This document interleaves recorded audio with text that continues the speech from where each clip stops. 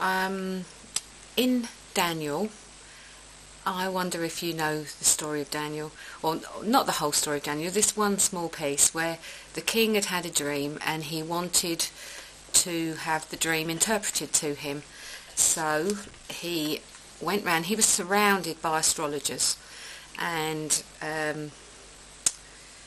other such sorcerers and all the rest of it, and he wanted to have this dream interpreted. And he said to them, you're wasting time, I want to know. And I think he threatened them all with death if they didn't tell him. And they said, we can't interpret this dream, there's nobody that can interpret this dream. And in fact they weren't right, because Daniel could interpret this dream. And the reason that Daniel could interpret the dream was because the dream came from God in the first place, and Daniel walked very closely with the Lord.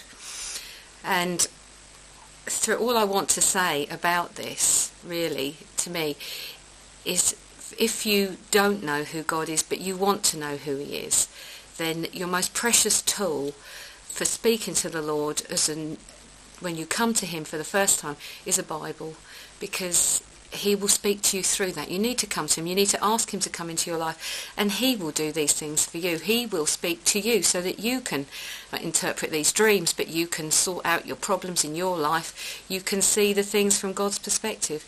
He will use it to speak to you continuously, time after. He's done with me this week.